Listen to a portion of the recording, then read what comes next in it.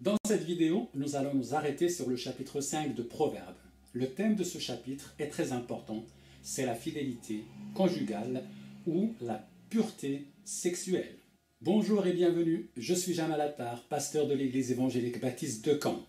Nous sommes en train de développer des thèmes très importants abordés dans le livre des Proverbes et aujourd'hui nous arrivons au chapitre 5 qui aborde le thème de la pureté sexuelle. Nous utilisons pour aborder ce livre de la parole de Dieu un livret qui est à votre disposition dans la description. Vous pouvez toujours le télécharger et aujourd'hui c'est la page 13 de ce livret. Et d'abord, nous allons commencer par la lecture de ce long chapitre, chapitre 5 de Proverbes. Mon fils, sois attentif à ma sagesse, prête l'oreille à mon intelligence, afin que tu conserves la réflexion et que les lèvres gardent la connaissance. Car les lèvres de l'étrangère distillent le miel, et son palais est plus doux que l'huile. Mais à la fin, elle est amère comme l'absinthe, aiguë comme un glaive à deux tranchants. Ses pieds descendent vers la mort, et ses pas atteignent le séjour des morts. Afin de ne pas considérer le chemin de la vie, elle est errante dans ses voies, elle ne sait où elle va. Et maintenant, mes fils, écoutez-moi, et ne vous écartez pas des paroles de ma bouche.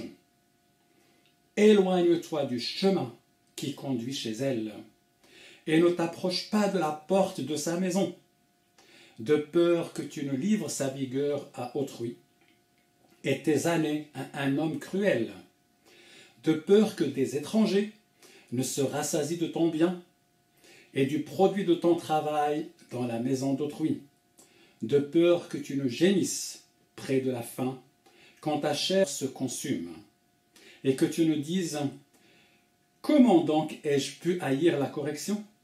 Et comment mon cœur a-t-il dédaigné la réprimande ? Comment ai-je pu ne pas écouter la voix de mes maîtres, ne pas prêter l'oreille à ceux qui m'instruisaient ? Peu s'en est fallu que je n'ai éprouvé tous les malheurs au milieu du peuple et de l'assemblée. Bois les eaux de ta citerne, les eaux qui sortent de ton puits. Tes sources doivent-elles se répandre au dehors? Tes ruisseaux doivent-ils couler sur les places publiques? Qu'ils soient pour toi seul et non pour des étrangers avec toi. Que ta source soit bénie et fais la joie de la femme et fais ta joie de la femme de ta jeunesse. Biche des amours, gazelle pleine de grâce, sois en tout temps enivré de ses charmes, sans cesse épris de son amour. Et pourquoi, mon fils, serais-tu épris d'une étrangère et embrasserais-tu le sein d'une inconnue? Car les voies de l'homme sont devant les yeux de l'Éternel, qui observe tous ses sentiers. Le méchant est pris dans ses propres iniquités. Il est saisi par les liens de son péché. Il mourra faute d'instruction. Il chancellera par l'excès de sa folie. Ce thème, développé dans le chapitre 5, n'est pas abordé seulement dans ce chapitre. Il est tellement important qu'il est abordé au chapitre 2, versets 16 à 19. Il est abordé bien sûr au chapitre 5 entièrement, mais il est aussi abordé au chapitre 6, 20 à 35, et le chapitre 7 encore lui est consacré intégralement. C'est dire l'importance de ce thème. Et nous allons d'abord examiner ce chapitre 5 et voir comment il est structuré. Ce chapitre peut être divisé en trois parties. D'abord, les versets 1 à 6 qui nous disent « Attention à l'hameçon qui est caché par l'appât ». Parce que dans ces versets, nous voyons effectivement quelqu'un qui se présente devant nous et qui cherche à nous séduire. Il a des paroles doucereuses, il a des paroles mielleuses. Comme le dit le verset 3, ses lèvres distillent le miel, son palais est plus doux que l'huile. Mais quel est le résultat de cette séduction si on lui cédait? C'est la mort. le verset 4, « Mais à la fin, elle est amère comme l'absinthe, aiguë comme un glaive à deux tranchants, ses pieds descendent vers la mort. » Exactement comme un poisson qui va voir quelque chose de délicieux, l'appât, et qui va se jeter dessus, et en se jetant dessus, elle rencontre la mort. De la même manière, bien souvent la tentation nous vient dans une manière très agréable. Et cela a été dès le début fait de cette manière-là. Vous vous rappelez que Ève a vu que le fruit était agréable et beau à voir. Et de toutes les manières, vous le savez bien, on n'est jamais tenté par quelque chose qu'on déteste, qu'on n'aime pas. C'est plutôt quelque chose qu'on désire qui va devenir source pour nous de tentation. Et c'est tout le problème ici. Que faire face à cet appât qui en réalité cache la mort?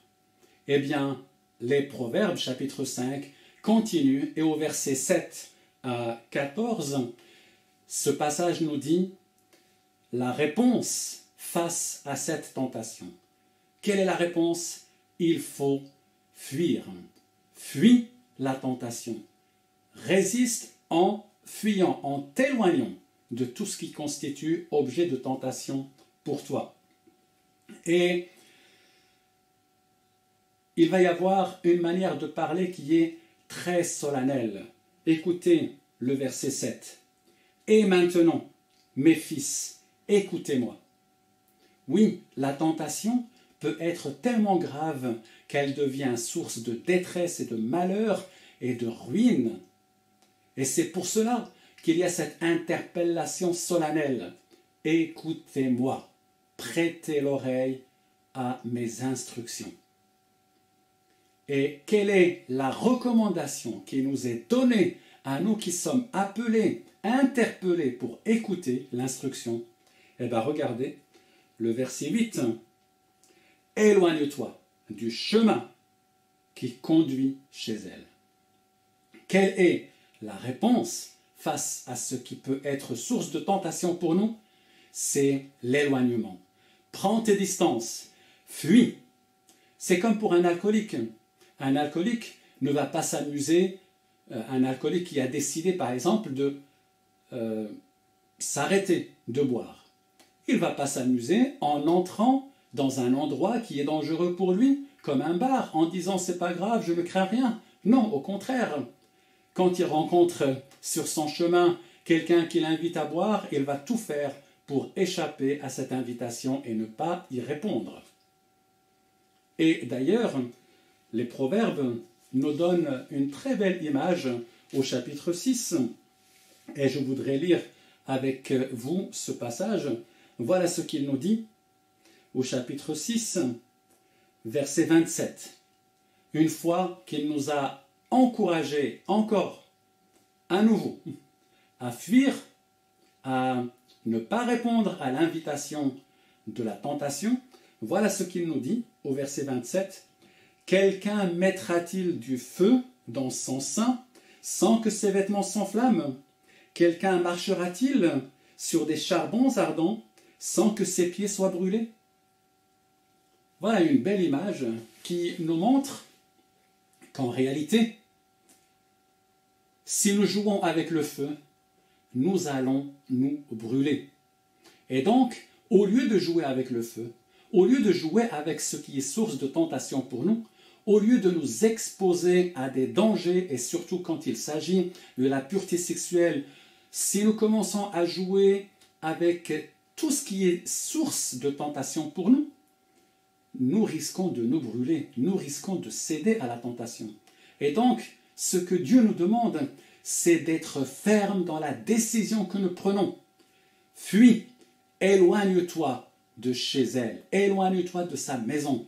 Il y a aujourd'hui dans notre monde tellement de sources qui sont des tentations sexuelles pour nous. Et Dieu nous dit, faites attention. Parce que malheureusement, c'est vrai que tant de choses, des livres, les ordinateurs, la télévision, sont devenus un moyen extrêmement dangereux pour nous quand il s'agit de la tentation sexuelle. Alors Dieu nous dit, ne joue pas avec le feu, fuis, autrement dit, sois sur tes gardes, prends garde à toi. Ça, c'est une exhortation très, très importante. Je me rappelle un homme qui cherchait un conducteur, un chauffeur, et donc il a convoqué plusieurs personnes et il a commencé à les interroger pour savoir s'ils faisaient l'affaire ou non. Donc il a convoqué le premier en lui disant, tu vois, dans le travail que je vais te confier, tu seras obligé de prendre un chemin étroit, un chemin escarpé qui passe dans une montagne. Comment tu vas conduire à combien de mètres tu vas te mettre par rapport au précipice? Et le chauffeur, cet homme qui cherchait le travail, était tellement certain et sûr de lui qu'il répond « Ah ben moi, je vais m'approcher du précipice le plus tôt possible, à 1 mètre. » D'accord. Alors il convoque le deuxième, qui était à la recherche d'un emploi, en lui disant « Voilà, le travail que je vais te confier exigera de toi que tu passes par un chemin montagneux. À combien de mètres tu pourrais t'approcher du précipice ?»« Moi, répond le monsieur, je pourrais m'approcher de 50 centimètres. » Et il répondait avec courage et fierté. Le troisième arrive et on lui pose la même question. Et voilà sa réponse au patron qui cherchait à embaucher un chauffeur. « Eh bien moi, je m'éloignerai le plus possible du précipice parce que je ne veux pas prendre de risque. » Et le patron lui dit, « C'est toi que je vais prendre parce que, au moins, tu ne vas pas jouer avec ma voiture ni avec ta vie. C'est toi qui fais l'affaire pour cet emploi. » Donc, ce que Dieu attend de nous, quand il y a danger, quand il y a la tentation, quand elle se présente, cette tentation devant nous, enjolivée, belle, attirante, agréable, ce que Dieu attend de nous, c'est que nous fuyions. Et c'est ce qu'il nous dit dans le verset 7 jusqu'au verset 14. Et il reste les versets 15 à 23 du chapitre 5. Et ces versets nous présentent le mariage comme un lieu de réjouissance. Et ils nous présentent la fidélité dans le mariage comme quelque chose de très beau. Et en même temps, il nous dit que nous pouvons vraiment compter sur Dieu, que nous ne pouvons rien lui cacher. Et comme nous ne pouvons rien lui cacher, nous pouvons alors compter véritablement sur lui et mettre notre confiance en lui. Je lis avec vous, ou je relis plutôt, le verset 21. « Car les voies de l'homme sont devant les yeux de l'Éternel, qui observe tous ses sentiers. Nous ne pouvons rien cacher à Dieu. Par contre, nous pouvons vraiment nous en remettre à lui, afin qu'il nous donne la force de dire non à toutes les tentations et à rester fidèles. Comme vous le savez, ce thème n'est pas seulement abordé dans l'Ancien Testament, il parcourt aussi tout le Nouveau Testament. D'abord, bien sûr, le thème de la pureté sexuelle, c'est l'un des thèmes des 10 commandements. Voilà, il fait partie des 10 commandements. Tu ne convoiteras point la femme de ton prochain, tu ne convoiteras pas quelqu'un d'autre dans ton cœur. Ce thème a été repris par le Seigneur Jésus.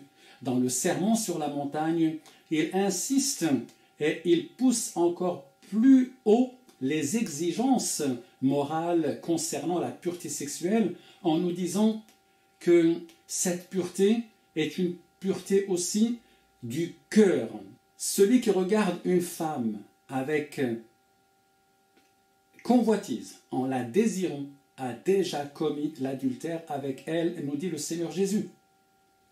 Mais ce thème n'est pas seulement abordé par le Seigneur Jésus, il est abordé aussi par les apôtres. Nous le trouvons par exemple dans l'Épître aux Hébreux, et nous le trouvons bien sûr aussi dans les lettres de Paul. Et je vous donne un exemple, 1 Thessaloniciens 4, verset 3 au verset 7. Je lis ce passage avec vous. Voilà ce qu'il dit. « Ce que Dieu veut, c'est votre progression dans la sainteté. C'est que vous vous absteniez de l'immoralité sexuelle. C'est que chacun de vous sache garder son corps dans la consécration et la dignité, sans se livrer à la passion du désir comme les membres des autres peuples qui ne connaissent pas Dieu, c'est-à-dire les païens. C'est que personne dans ce domaine ne fasse de tort à son frère ou ne porte atteinte à ses droits, parce que le Seigneur fait justice de tous ses actes, comme nous vous l'avons déjà dit et attesté. En effet, Dieu ne nous a pas appelés à l'impureté, mais à la sainteté. J'ai lu dans la version second 21. Ce que Dieu veut, c'est votre sanctification, dit Paul. Ce que Dieu veut, comme le dit la Bible du Semeur, c'est que vous deveniez toujours plus saints. Et cette sainteté va être explicitée dans les versets 4 à 6 par l'apôtre Paul. Bien sûr, la sainteté dépasse largement le domaine de la pureté sexuelle. Mais ici, Paul s'arrête sur ce domaine en particulier parce qu'il est très important. Pourquoi est-ce que Paul insiste tellement sur cet aspect particulier? Mais tout simplement parce que quand les Thessaloniciens se convertissaient, quand ils se sont convertis du paganisme grec à la foi en Jésus-Christ, ils sont immédiatement entrés en conflit avec la société dans laquelle ils ont grandi, dans laquelle ils ont évolué. Oui, car pour les païens, il y avait quand même beaucoup de liberté dans le domaine de la sexualité. Et l'idée de fidélité dans le mariage aurait pu sembler un peu bizarre à des Grecs et à des Romains, parce que cette notion était loin des valeurs promues au sein du mariage. Les normes chrétiennes et les normes païennes étaient en totale opposition. Et pour vous donner une illustration de ce que je viens de dire, je vais vous lire le texte d'un auteur grec qui a vécu au IVe siècle avant Jésus-Christ, qui s'appelait Démosthène. Je vous donne donc ce court texte. Je vous le lis. Nous avons des maîtresses pour le plaisir, des concubines pour nos besoins quotidiens, mais nous avons des femmes pour avoir des enfants légitimes et pour servir comme gardiennes fidèles à l'intérieur de nos maisons. Vous voyez, cet homme nous explique quelle était la situation chez les Grecs à ce moment-là et la manière dont ils concevaient le mariage et la fidélité dans le mariage ou la débauche sexuelle de manière générale. Si vous connaissez la ville de Pompéi, si vous l'avez visitée, ou même si vous avez vu des reportages à ce sujet, vous savez que cette ville est un témoignage intéressant de la manière dont les Romains vivaient la sexualité. Dans le musée de Naples, il y a beaucoup de choses qui ont été prises de la ville de Pompéi, et dans ce musée, il y a un cabinet qu'on appelle le cabinet secret, dans lequel on a mis des sculptures, des peintures qui font rougir de honte parce qu'ils représentent les humains de manière très dégradante quand il s'agit de sexualité.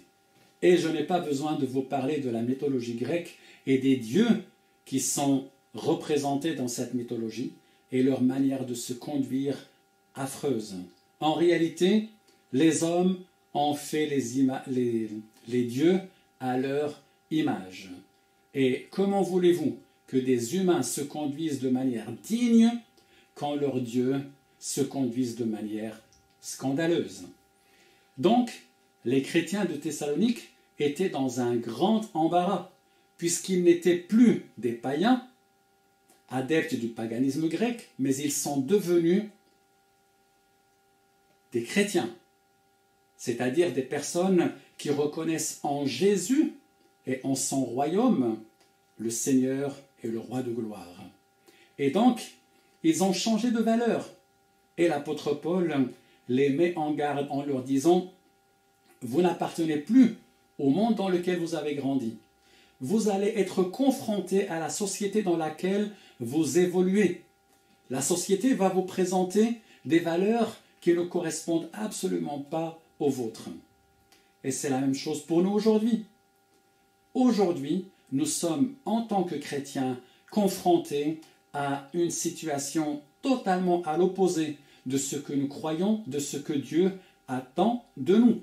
Et nous pourrions passer pour vraiment des gens du Moyen-Âge, des arriérés ou je ne sais pas quoi d'autre, parce que nous prônons des valeurs de fidélité, des valeurs de pureté que les autres ont du mal à croire. Et ils veulent nous entraîner dans leur manière de voir les choses. La parole de Dieu nous met en garde. Le verset 7 de Thessaloniciens nous dit, ce verset nous dit, « Car Dieu ne nous a pas appelés à l'impureté, mais à la sanctification. » Dieu nous a adressé un appel à vivre dans la sainteté.